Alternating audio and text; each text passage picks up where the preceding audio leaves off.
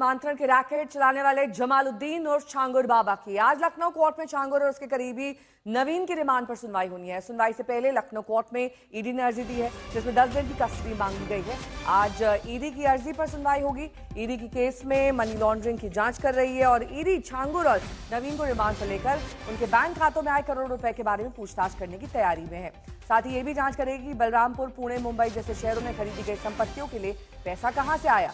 आपको बता दें कि छांगुर को बीते दिनों एटीएस ने गिरफ्तार करने के बाद पुलिस कस्टडी रिमांड पर लेकर पूछताछ की थी। वहीं एटीएस की एफआईआर और आधार पर ईडी ने भी छांगुर और उनके करीबियों के खिलाफ मनी लॉन्ड्रिंग का केस दर्ज करने के बाद बलरामपुर और मुंबई के 15 ठिकानों पर छापेमारी की है।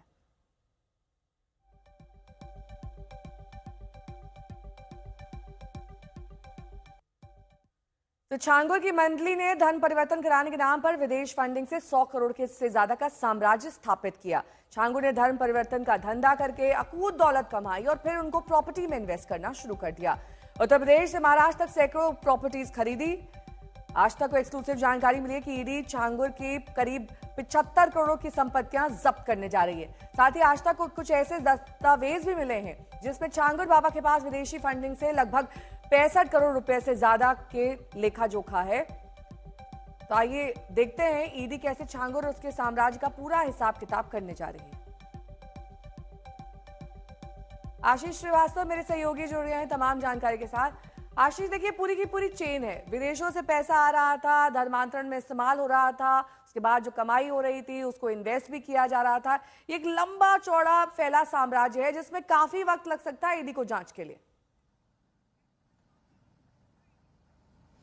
बिल्कुल नेहा, देखिए सबसे बड़ी बात है कि ये जो छांगुर है इसने अपना पूरा नेक्सस दो तरीकों से फैला रखा था। एक तो जो धर्मांतरण से पैसा आता था उसको किस तरीके से लोगों में बांटना है, जो उसको सहयोग करेंगे उसको बढ़ने में, यानी धर्मांतर रैकेट को बढ़ाने में। और दूसरा, नीतू नसरीन के जरिए उसने पुणे से लेकर कर्नाटक और तमिलनाडु में अपनी पैठ बनाना शुरू कर दी थी कि जहां पर वो अपने नेटवर्क को और स्थापित और मजबूत कर रहा था।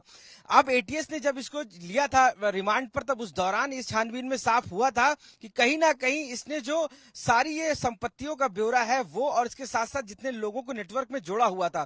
क्योंकि अब ईडी इन्वॉल्व है तो ईडी ने साफ तौर से ये अब जांच कर रही कि इसके जो 60 करोड़ से ऊपर का जो लेखा जोखा है वो 22 बैंकों में अलग अलग आया है। कल भी जो खुफिया तरीके से कल टीमें पहुंची थी और बलरामपुर में अलग अलग बैंकों की जांच की गई थी।